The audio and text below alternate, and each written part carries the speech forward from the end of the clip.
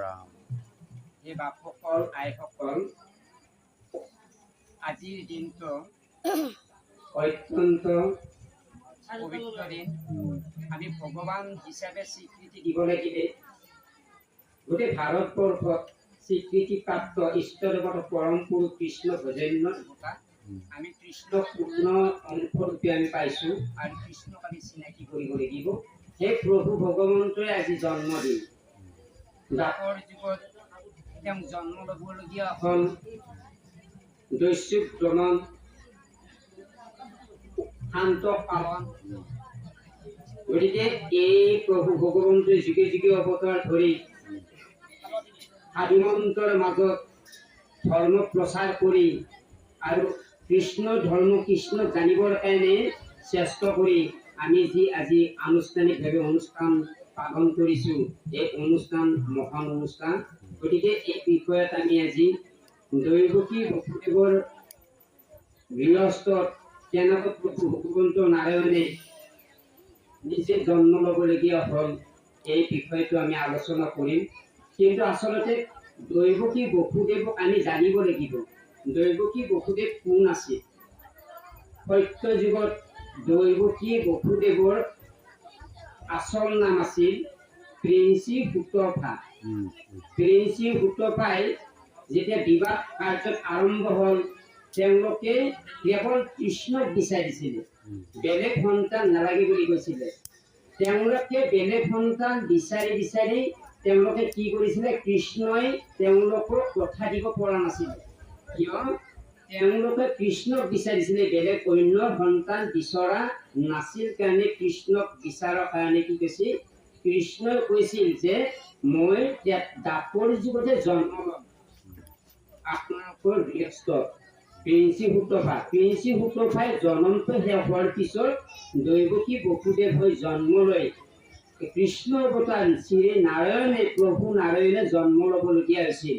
আৰু কেনেকুৱা কংসৰ কাৰাগাৰত, কেনেকুৱা ইমান কংসৰ কাৰাগাৰত আবদ্ধ হৈ প্ৰভু ভগৱন্তই নিজে জন্ম গ্ৰহণ কৰি ধৰ্ম প্ৰতিষ্ঠা কৰিবৰ কাৰণে, মনুষ্য জাতিক অমৃতৰ সন্তান কৰিবৰ কাৰণে আৰু এই দিহা পৰামৰ্শেৰে ঈশ্বৰে নিজে এই মহাভাৰতত বাৰে বাৰে কৈ আছে যে যুগে যুগে অৱতাৰ ধৰি প্ৰভু ভগৱন্তই আহিবলগীয়া হৈছে। আমি আগবাঢ়িছোঁ। কেনেকৈ প্ৰভু ভগৱন্তই জন্ম ল'বলগীয়া হ'ল?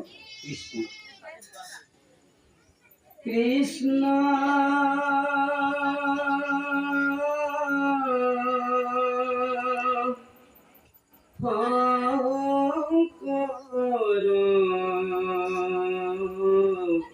গুৰু হৰি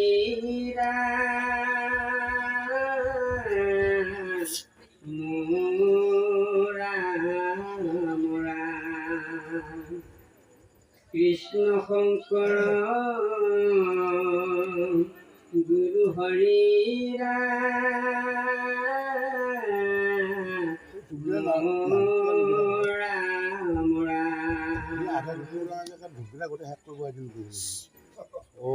বিষ্ণুৰ শ্ৰীকৃষ্ণ স্বৰূপে অৱতাৰ গ্ৰহণ। অধ্যায়টিৰ নাম ও পাছে দৈৱকীক মাতিৰ দেৱগণে ও থাকিও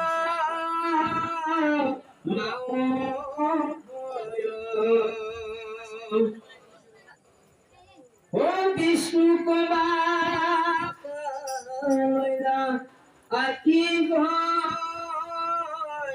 ভক্ত তোমাৰ হেন দেখি বল বৰ আনন্দ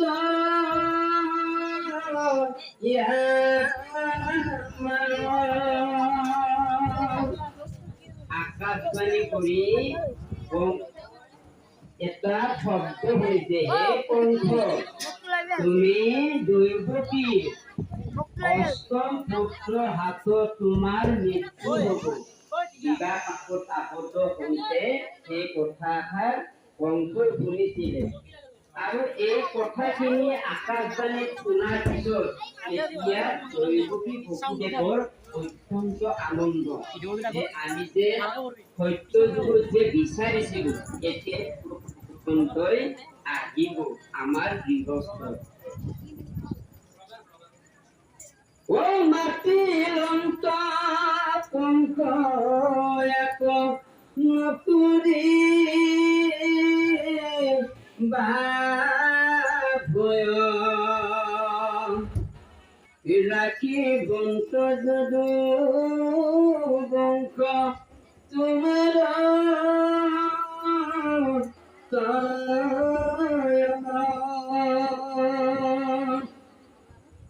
ও দৈবকী কবুলি হেন আশা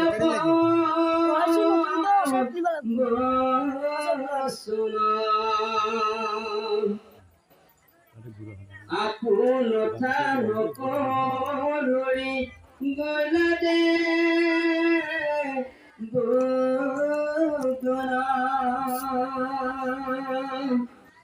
তেতিয়া কি কৰিলে এই কংসই আকাশবাণীৰ শব্দটো শুনি তেওঁ সতৰ্ক হ'ব ধৰিলে।